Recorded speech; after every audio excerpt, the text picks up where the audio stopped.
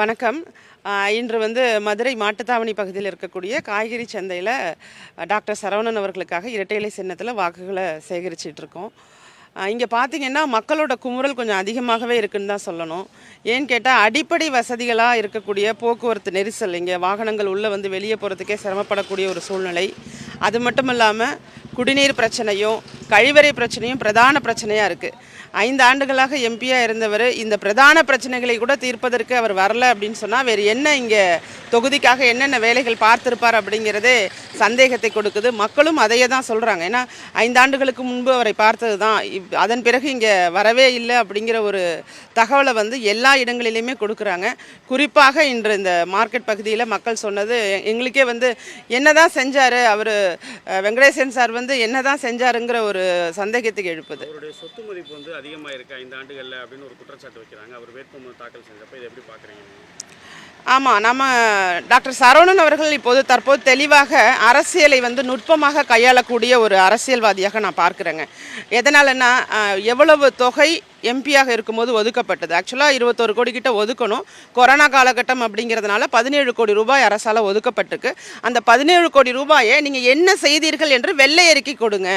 வெள்ளை அறிக்கை கொடுத்து இந்தந்த திட்டத்திற்காக இந்தந்த தொகை பயன்படுத்தப்பட்டது அப்படிங்கிற நீங்கள் வெள்ளை அறிக்கை கொடுங்கன்னு துணிச்சலாக கேட்குறாங்க. உண்மையிலேயே நீங்கள் எந்த தவறும் செய்யலைன்னா நீங்கள் வெள்ளை அறிக்கையாக வெளியிடலாம். அதை வெளியிட முடியாது. ஏன்னா நீங்கள் 4.25 கோடி தான் செலவிட்டதாக இங்கே மக்கள் மத்தியில் பேசப்படுது. ஊடகங்கள் வாயிலாகவும் மற்ற பிற விஷயத்துலேருந்தும் தரவுகளின் அடிப்படையிலுமே 4.25 கோடி தான் இங்கே பயன்படுத்தப்பட்டிருக்கிறதா தகவல் இருக்குது. அதனால் வெள்ளை அறிக்கை கொடுப்பதற்கு அவருக்கு துணிச்சல் இருந்தால், இப்போ நான் கூட சொல்கிறேன், நானும் ஒரு கட்சி தலைவராக இருக்கோம், நீங்கள் வெள்ளை அறிக்கை கொடுங்க. 5 ஆண்டு காலமாக நீங்கள் வாய் பேச்சாளராக மட்டுமே இருக்கீங்க, விளம்பரம் மட்டுமே தேடிக்கொள்கிறீர்கள். இதற்கு நான் தான் காரணம், அதற்கு நான் தான் காரணம் அப்படின்னு விளம்பரம் தேடக்கூடிய ஒரு மனநிலையிலேயே தான் வெங்கடேசன் அவர்கள் இருக்கிறதாக இங்கே படித்த பலர் என்கிட்ட தகவல் கொடுக்குறாங்க.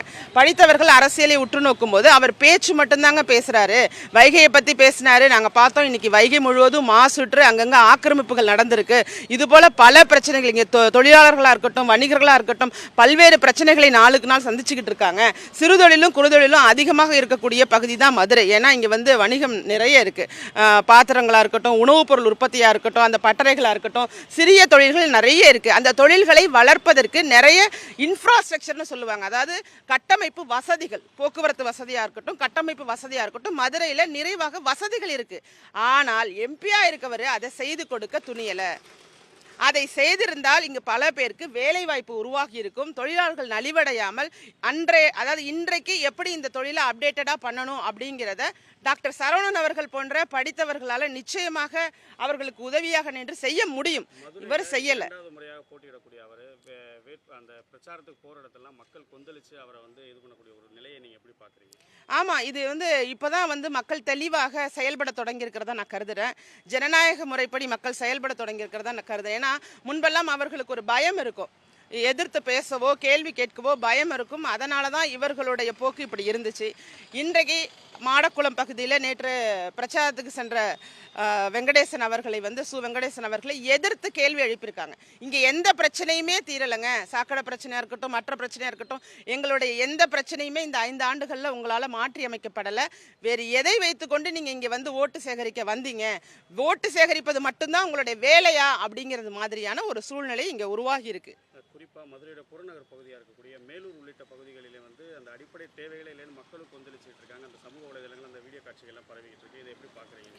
ஆமாங்க, சமூக வலைத்தளங்களில் பரவுதுன்னா உண்மை இன்னைக்கு பல ஊடகங்களால் மறைக்கப்பட்டாலும் சமூக வலைத்தளங்கள் அப்படிங்கிறது மக்களுடைய உண்மையான நிலையை பிரதிபலிச்சுக்கிட்டு இருக்காங்க. ஏன்னா மக்களோட நிலை மிக மோசமாக இருக்குது. எந்த பணியுமே ஒரு பதவி கொடுத்துருக்காங்க, எம்பிங்கிற பதவி கொடுத்துருக்காங்க. அந்த பதவியை நீங்கள் என்னவா பயன்படுத்தியிருக்கீங்க, எதற்காக பயன்படுத்தி, நீங்கள் ஒரு தனிநபர் மசோதா கூட நிறைவேற்றப்படலை. ஏன்னா நான் ஆய்வுகளின் அடிப்படையில் தான் பேசக்கூடிய ஆள். அதன் அடிப்படையில் வெங்கடேசன் அவர்கள் நாடாளுமன்றத்தில் ஒரு தனிநபர் மசோதா கூட கொடுக்கல. அதன் பிறகு பார்த்தீங்கன்னா ஜெயலலிதா அம்மா அவர்கள் மதுரையிலிருந்து தூத்துக்குடி போகிற சாலையில் ஒரு இண்டஸ்ட்ரியல் காரிடார் அமைக்கணும்னு மத்திய அரசிட்ட வற்புறுத்தி இருக்காங்க. அதை பற்றி கூட நீங்கள் போய் பேசலை. ஏன்னா உங்களுக்கு அரசியல் காழ்ப்புணர்ச்சி, திமுகவுக்கு ஜால்ராவாக செயல்பட்டாருன்னு நான் சொல்லலைங்க, பலர் சொல்கிறாங்க. வேறு எதுலேயுமே அவரோட ஈடுபாடு மக்கள் சார்ந்து, மக்கள் நலன் சார்ந்து, அந்த புறநகர் பகுதியிலையும் மக்களுடைய விவசாயம் மற்றும் பிற எல்லாவற்றிற்குமே உதவியாக இல்லாமல் எதற்குமே பிரயோஜனம் இல்லாத ஒரு எம்பியாகத்தான் இருந்திருக்காரு அப்படிங்கிறத மக்கள் பதிவு செய்கிறத நான் கண்கூட பார்த்துட்டு இருக்கேன். ராஜேஸ்வரி பிரியா, அனைத்து மக்கள் அரசியல் கட்சி நிறுவன தலைவர். செய்திகளை உடனுக்குடனும் துல்லியமாகவும் தெரிந்து கொள்ள சப்ஸ்கிரைப் பண்ணுங்க.